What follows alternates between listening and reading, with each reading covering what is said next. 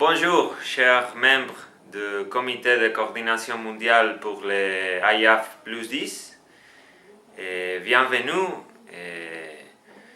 Ça c'est un très court vidéo pour l'explication des documents de la stratégie de l'IAF plus 10 qui a été envoyé par email pour vous. Mais on voudrait aussi faire un petit vidéo avec l'explication des éléments principaux des documents. Donc Stéphanie c'est ici avec moi. Stéphanie c'est un nouvel collègue du secrétariat du Forum Rural Mondial et elle pourra exprimer les idées principales des documents de l'IAF plus 10. Bonjour. Bonjour. Je vais vous présenter le document conceptuel. C'est un document qui sert à encadrer la stratégie de l'IAF plus 10 et sur laquelle on peut travailler. Il se divise en 5 chapitres qui décrivent la situation globale de l'agriculture familiale, dans quel contexte nous agissons, et ensuite il explique le processus de l'IAF jusqu'à arriver à la campagne de l'IAF plus 10. Le chapitre 3 est le plus important car la stratégie de l'IAF plus 10 est développée. Et enfin, les 2 derniers chapitres expliquent comment participer à cette campagne. Dans cette vidéo, il ne sera souligné que quelques éléments que nous considérons les plus pertinents et nouveaux. Donc, je commence par le chapitre 1. C'est un chapitre plutôt descriptif, dans lequel est traité le contexte de l'agriculture familiale dans le monde, la situation, les défis et le potentiel de l'agriculture familiale. On fait aussi référence aux objectifs de développement durable, dans lesquels il est dit que l'agriculture peut jouer un rôle important. On souligne l'objectif 2, mettre un terme à la faim, obtenir la sécurité alimentaire et l'amélioration de la nutrition et promouvoir l'agriculture durable. On fait également référence à d'autres objectifs dans lesquels l'agriculture à petite échelle peut apporter une solution ou des solutions.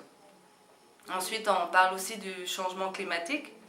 On parle de la potentialité de l'agriculture familiale comme modèle de développement pour atténuer les impacts du changement climatique au moyen des connaissances traditionnelles. Et on fait aussi une partie sur les femmes dans lequel on décrit la situation de la femme dans l'agriculture et son rôle important dans l'agriculture familiale, ainsi que les obstacles auxquels elles sont confrontées.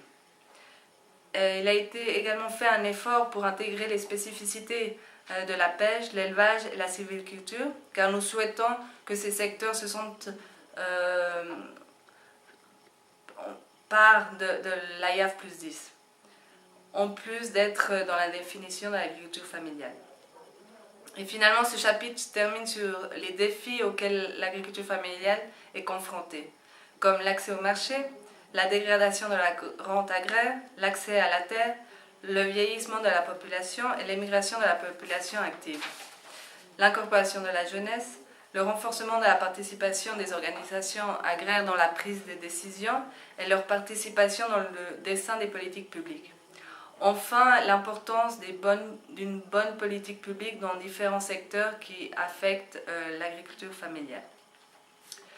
Donc, pour le chapitre 2, c'est également un chapitre descriptif. Il explique le processus de l'IAF et de l'IAF plus 10.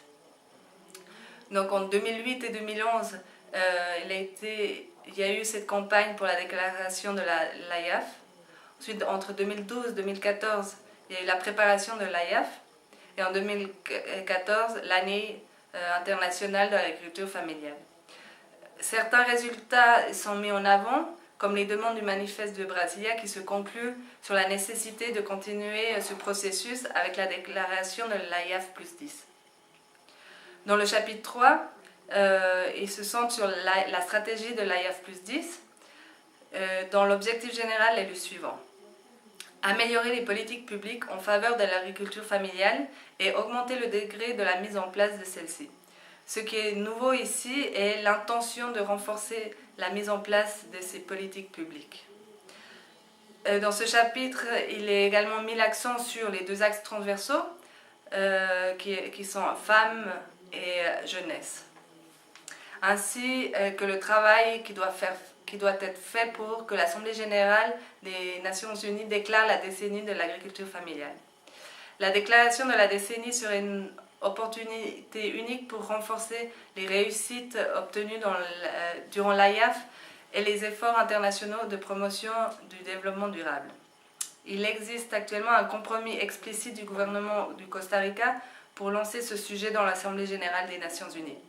Et on est en train de travailler pour obtenir des soutiens d'autres gouvernements, institutions, organisations, etc. Et enfin, les trois principaux axes de travail qui sont les comités nationaux de l'agriculture familiale. Ce sont des plateformes de dialogue qui réunissent des organisations nationales œuvrant pour le développement durable de l'agriculture familiale. Leurs objectifs est de mettre en place des actions concertées avec leur gouvernement afin d'obtenir un meilleur cadre institutionnel et législatif, prenant en compte les besoins de l'agriculture familiale. La plupart d'eux ont été mis en place entre 2013 et 2014 afin de célébrer l'année internationale de l'agriculture familiale en 2014 au niveau national. Et de nombreux résultats politiques concrets ont été obtenus. De ce fait, à travers de l'AIAF plus 10 et en coordination avec le Forum rural mondial, les comités nationaux de l'agriculture en famille ont décidé de continuer leur travail d'incidence politique. Il existe aussi un fonds d'appui à ces comités pour permettre à de nombreux comités de travailler intensément ces 3 prochaines années. Ensuite, les directives. En 2015, un processus participatif de création de directives pour l'agriculture familiale a commencé. Le premier pas a été d'accorder les termes de référence communs pour la rédaction de ces directives. Un comité de conseil sera mis en place qui essayera de contribuer aux documents et qui serviront pour améliorer les cadres institutionnels pour réguler les politiques de soutien à l'agriculture familiale et les comités ruraux.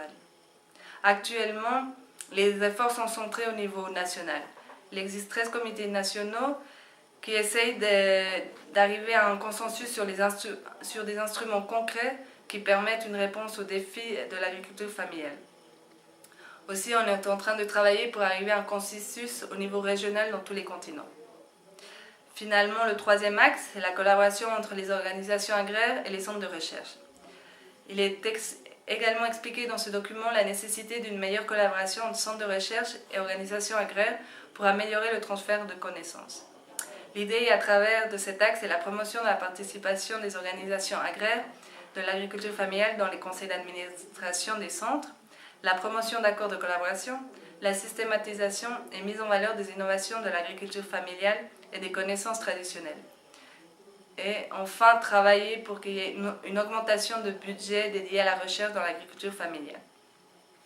Ensuite, dans le chapitre suivant, le chapitre 4, il est décrit la mise en place de cette campagne. Il est expliqué la structure de l'AIAF plus 10 qui est sur 4 niveaux d'action. Global, au moyen du comité de coordination mondiale. Régional, au moyen des organisations régionales. National, au moyen des comités nationaux. Et il existe un niveau subnational. Enfin, le chapitre 5 qui donne des éléments pratiques de comment participer à la campagne de l'AIAF plus 10.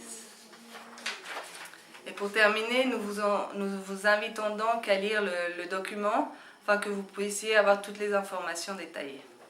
Merci. Merci.